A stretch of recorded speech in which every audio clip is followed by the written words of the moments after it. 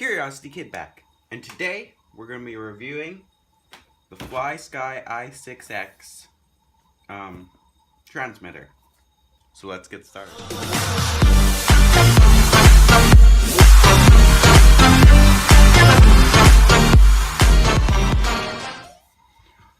So this is the box.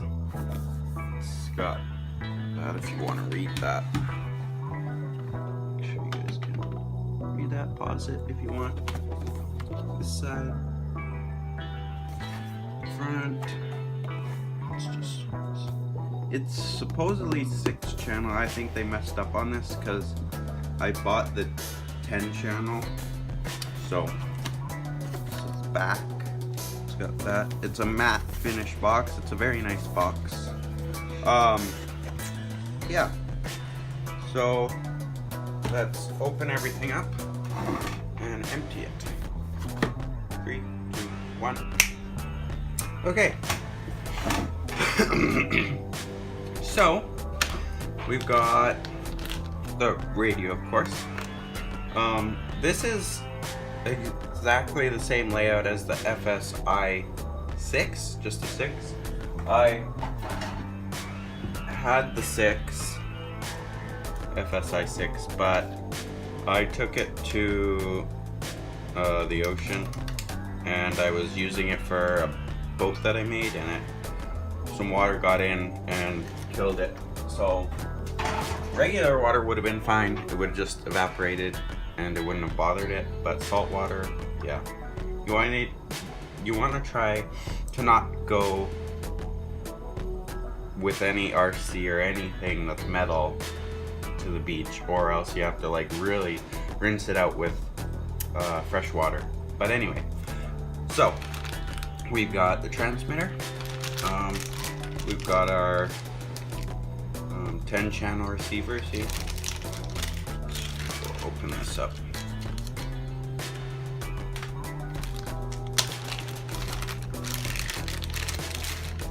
It's got your 2 antennas because this is it switches. It's got one in here and then one in here, like an antenna. So it switches to which one's better, and so there's less interference. But yeah, got all your ports here. Just a second. Okay, so this is the 10 channel receiver.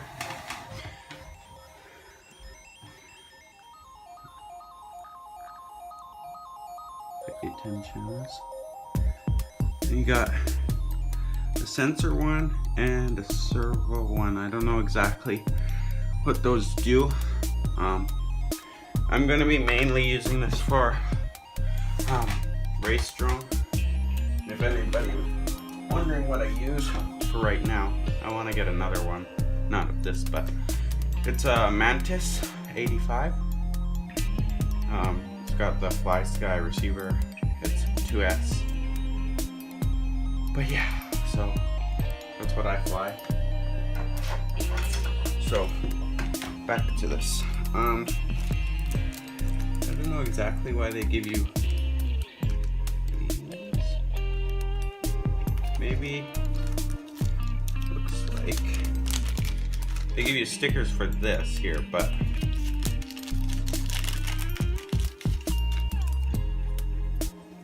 oh, if you want to get rid of like the switches, if you want to take them out.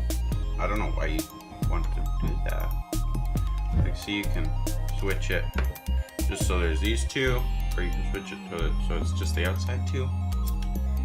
You must be able to reprogram it for something. If anybody knows why that is, let me know in the comments.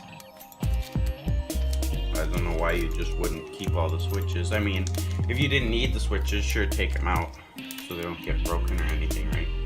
But why not leave all of them? But this is a 3-position switch here. All these other ones are up or down. And then you got your, what do you call these? They're spinny things. Base. Yeah. They're basically this, but up here. You've got your trim here. You got your menu here. You got your bind key, your power. Let's just look at this, and then I'll put batteries in it, and then we'll look at it. Yep. And this is the bind cable, and then update this. Yeah, and then so that's that. I'm gonna put it all back in the bag.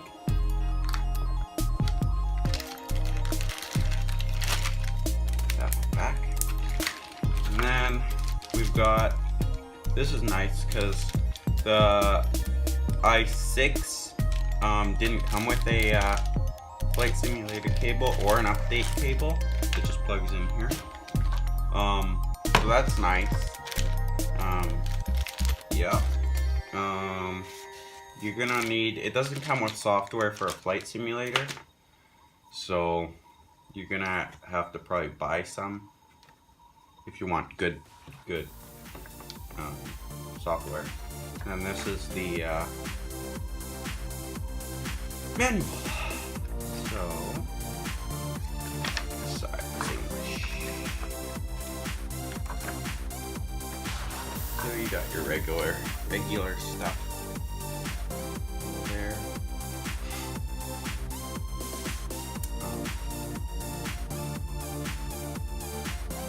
Yeah. So let's put batteries in this. 3, 2, 1.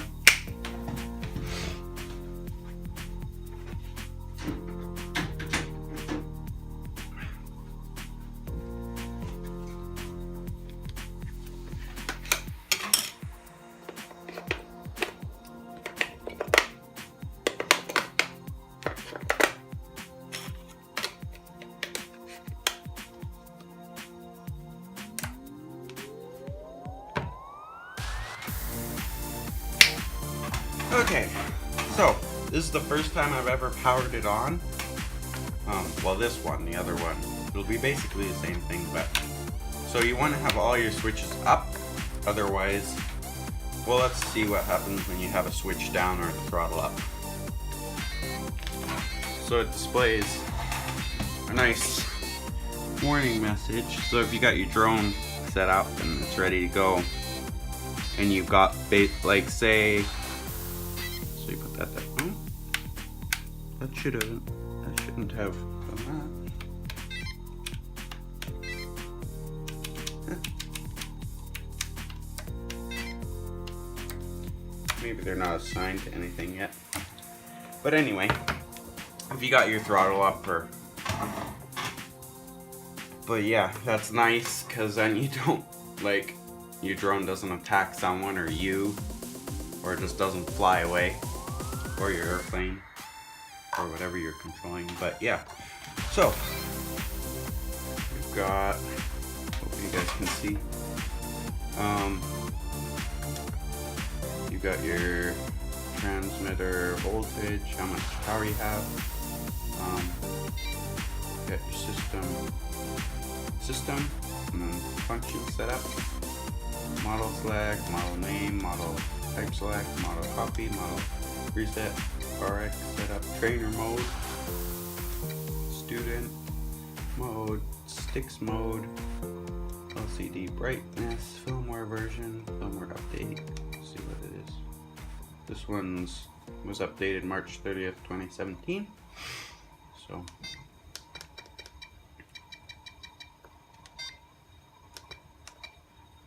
reverse, so you can reverse like the channels.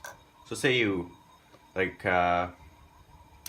you set up a brushless motor incorrectly and you have to go way in and like resolder everything. Well, you can just go here and switch it to reverse, which is very nice. Or you can do that to a servo for whatever reason if you need to do that. But yeah, and then endpoints and dual rates, sub trim, audix, channels, display, throttle curve, mixes, detail, sign switches, throttle hold. So yeah.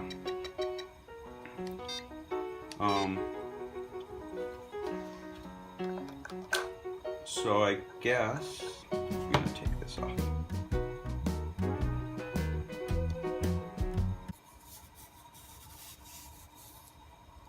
Oh yeah. Okay. So. Ooh, it's so shiny. Look at it. Oh, look at it. It's so shiny. Okay. Well, anyway.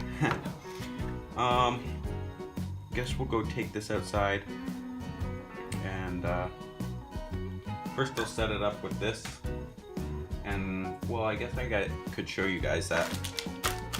Just put this in the box here.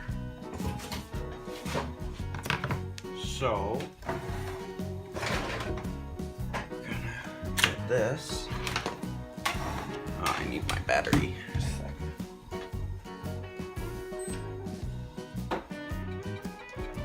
Well, I'm gonna skip through this because it's probably boring. But if you want to see how I do this, then comment in the comments below. But yeah.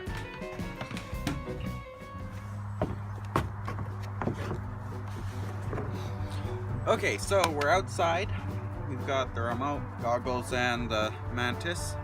I'm using these. They're just basically no name. They're just box goggles. It does have DVR, but for some reason I can't download it. So I'll just I'll record it here, and then you can view it here. But you can't put it on the computer, so I'll just video it. But yeah. So let's get started here. Testing this out, and this is a guard to keep your gimbals and your switches from breaking, right? It's 3D printed. You might be able to buy something, but yeah, you can get that on Thingiverse. Just look up like Fly Sky gimbal protector, switch protector. There's different kinds just for your gimbals, but I think the switches are the most vulnerable. Okay, so, but yeah, I'll put the video in the corner, or one of these corners, or side by side. But yeah, probably in the corner for you. So.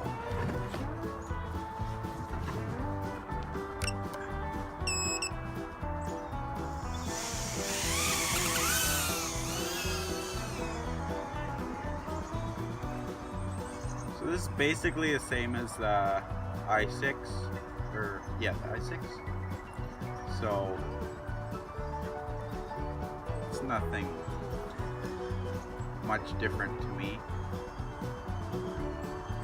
So nice sunset.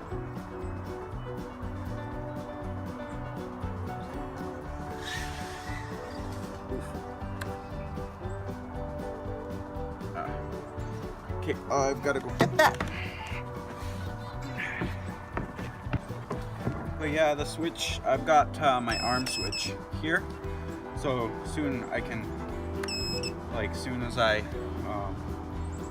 need to abort or shut it off, I just hit it. And then I've got my fail-safe on the middle, air mode here, and then self-level there for, if I want to.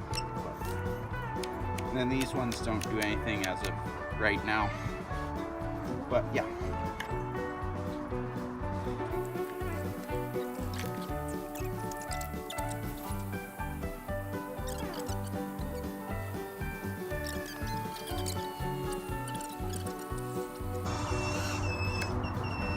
Okay. So that finishes the review. I forgot to record that. I do have another recorded flight, so I'll play that instead. But yeah. So thanks for watching. This is a good radio if you're looking just to get into the hobby and just starting out, which is what I did with the i6 and then I moved to this because 10 channel and I broke that one and it was more expensive to get that one than this one. So yeah, if you're looking to get into the hobby, this is a great choice. It's got quite a bit of support.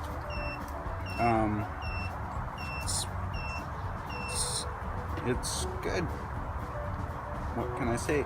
It's got the dual switching antenna, so if you got like a plane or a bigger race drone, you've got that. It's got great range, especially for this little one, for this little drone.